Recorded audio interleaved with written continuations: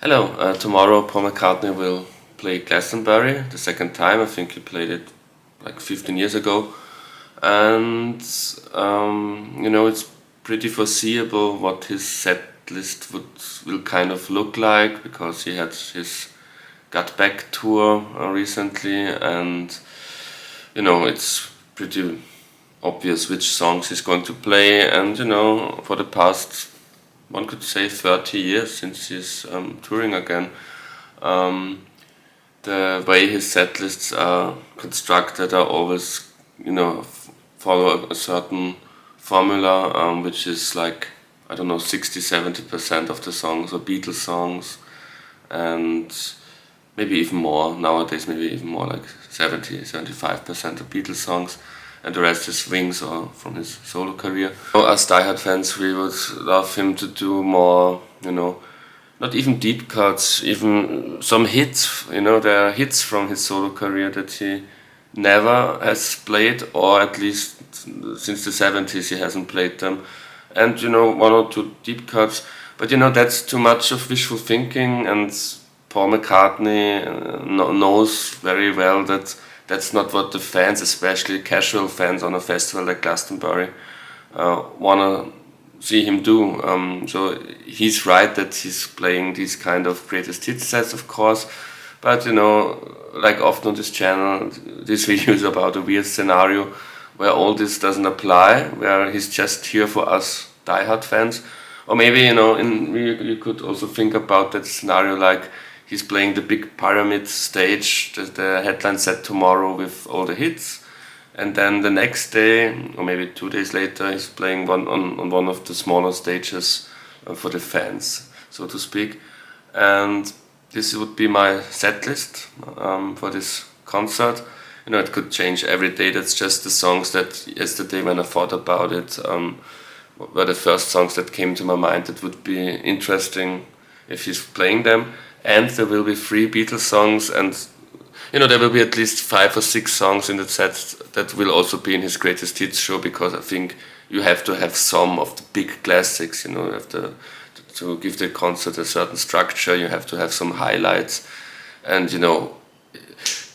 just because we don't like him doing greatest hits shows, that doesn't mean that us diehard fans don't want him to do Let It Be or songs like that. Those are big emotional songs, of course, that mean so much to everyone, also to us. So this is like a compromise between some of the hits, but mostly I would say deep cuts or solo hits that he hasn't played very often. Like with my previous video, again the intro. Previous video was the Rolling Beatles, a super group with Paul, Ringo, Mick and Keith, and the intro for that concert would have been Carnival of Light, and for this concert as well, it would start off with Carnival of Light, not performed by him, but just the intro. So the song that has never been released, the sound collage by the Beatles that has never been released. And then the first song, which would be a bit, it would be a very different kind of approach to start the concert, with him solo on acoustic guitar, starting with Yesterday. So he starts with his biggest song ever. Then, it would get more and more, I can't say obscure, because it's Paul McCartney, he's the biggest pop star of all time. No, for Paul McCartney, kind of obscure, because the second song, he would also start it alone with acoustic guitar, Long-Tailed Winter Bird, and then the band members would enter the stage. So the drummer, Abe, would come on stage and start his intro. So at the end of Long-Tailed Winter Bird, the complete band would be on stage. Then the next song would be Hope of Deliverance. I like that song, I admit it. And then the next song, Chunk. So it would start with like an acoustic, unplugged kind of mini set, the concert, so that there's room for more climactic moments later on. And the first of the more climactic moments would be the next song. So after Chunk, the unplugged set is finished, the band is on stage, and then he would announce the first special guest star, Elvis Costello, and they would perform My Brave Face with Paul on the Höfner bass. And then the next surprise would be the next song, Listen to What the Man Said. I think he hasn't played it that often in the past 30 years, but Wings Over America proved it's a he can do a brilliant live version of it. And then the next surprise with that song is he would switch from the Höfner bass to the Rickenbacker bass. Elvis Costello wanted him to play the Höfner bass again, so that's why on My Preface is the first like song and video where you can see him play the Höfner or Hofner bass, playing since the 60s. You know, it would be more authentic if he would play most of the songs with a Rickenbacker bass, like on Wings Over America, because that's the bass guitar he played the most in his career, more often than, you know, more. I think he played more on more songs the Rickenbacker bass than the Hofner bass. So listen what the man said is the switch to Rickenbacker, and for the rest of the show, whenever he's playing bass, he's playing on the also iconic Rickenbacker bass.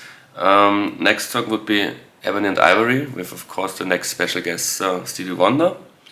Then Silly Love Songs, you know, he hasn't played that song very often, or maybe not even at all, since his live comeback in the late 80s. But it's a brilliant live song, of course, and it was a huge hit. This isn't even a deep cut, it's just a deep cut in the sense that he never really plays it anymore.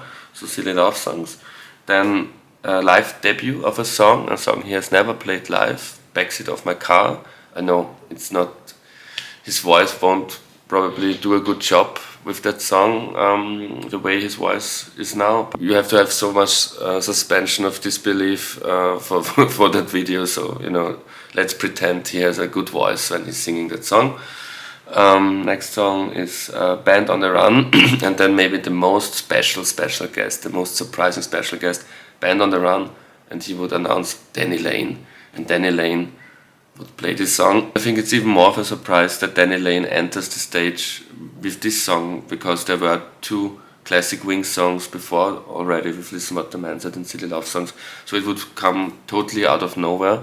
You know, if he would do such a stunt in his headline show tomorrow at the Pyramid stage, you know, no one, you know, 90% of the people wouldn't even know who Danny Lane is, so it wouldn't even be a big thing. But on this show, which is just for the hardcore fans, this would be like, wow, that would almost be as good as if John Lennon would be resurrected and play a song with him. So that would be huge for diehard fans. But, you know, not for the big Pyramid stage show. That wouldn't really work if he announces Danny Lane. Then 11th song also with Danny Lane, Tug of War, and that would be interesting because Tug of War is a post-Wings song, but it was from this era when Danny Lane still worked with him, because they thought maybe Tug of War will be a Wings album before George Martin said no, I don't want to produce a Wings album. Tug of War, the song, is one of the last songs where Danny Lane plays with Paul McCartney, so it would be nice, you know, to give him that credit on stage that he plays the song live with Paul. Then Danny would go off. Next song, What's That You're Doing, again with Stevie Wonder. Then the next song after What's That You're Doing, Let It Be, but with Stevie Wonder on organ. It would be cool, I think. Then Say, Say, Say. Never played it live. And, you know, I don't know with whom he's going to perform it, because it's a duet. I would say maybe a current, a modern R&B or pop star, mainstream pop star. You know, I don't really know much about current mainstream pop music, so I don't know who the big stars are that would fit with that song, but I'm sure there must be someone who's got like 3 billion followers on Spotify, you know, a young artist, that would be good, you know, that would fit with that song, Say, Say, Say. I think that would be a song that not just diehard fans would love to hear. That would be a song that even the masses probably would enjoy if you would start playing it. You never played it live. Then the next song, that's really now a Wings deep cut, one of my favorite and one of, in my opinion, the most underrated, overlooked Wings songs ever from the first Wings album, Wildlife, but not the song Wildlife, from the album Wildlife, the song Some People Never Know. So now we're nearing the end of the concert, so again it's like the first songs were acoustic, this is also almost an acoustic song, it's a great song. Then the next song, again a big stunt, a big moment, a big surprise in a sense. They would perform Come Together, but Paul wouldn't sing lead vocals, he would just play bass. and Ringo would play drums, maybe backed up by Abe, and the lead vocals and the guitar players on that song would be Julian and Sean Lennon. That would be a moment. Julian and Sean Lennon on stage, plus Paul McCartney and Ringo Starr on stage. That would be very cool with that song. And Paul could do the background vocals that he always wanted to do and come together. There's a version from the 90s where Paul Weller and Noel Gallagher made a cover version of Come Together with Paul McCartney, and Paul McCartney does these background vocals that he intended on that version. It was done for a charity compilation for, I think, the war in Yugoslavia or something. So it would be more like this version by Paul Weller and Noel Gallagher maybe. And the last song, not the last song, but the second to last song, again, a great Wings deep cut, again one of my most favorite Wings songs and one of the most underrated songs Paul McCartney has ever written. He co-wrote it with Danny Lane, so maybe this is again a song where Danny Lane could join. It's More Smooth and the Grey Goose, and that would go in right into Live and Let Die. So another big hit, and that would be the end of the show, with all the explosives. That would be a very dynamic, very rocking end to the show. More Smooth and the Grey Goose, and then Live and Let Die, and even before Come Together. So these last three songs, after the more mellow Some People Never Know, would really be like a climax in every sense of the word.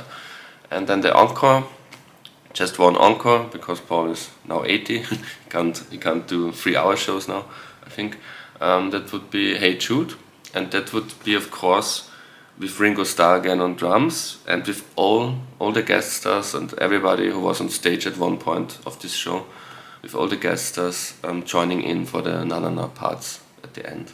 So that would be, in my opinion, to 90% of casual fans, it would be, they would know Live and Let Die, Hey Jude, Yesterday, and Let It Be, but they wouldn't know much of the rest. And even to hardcore fans, maybe, it's still a controversial list, even for people like us, because many people don't like Say, Say, Say or Ebony and Ivory. But no, it's my list, and this was just what I thought yesterday, not the song yesterday, but yesterday when I thought about that list. That was the set list that came to my mind. I think tomorrow I would, Paul has so many great songs and so many underplayed great songs. You could do 3 more set lists with that many songs. That would also be cool for fans like us if he would do them, these set lists. So that was the video about Paul's fictional Glastonbury performance. Thank you very much for watching.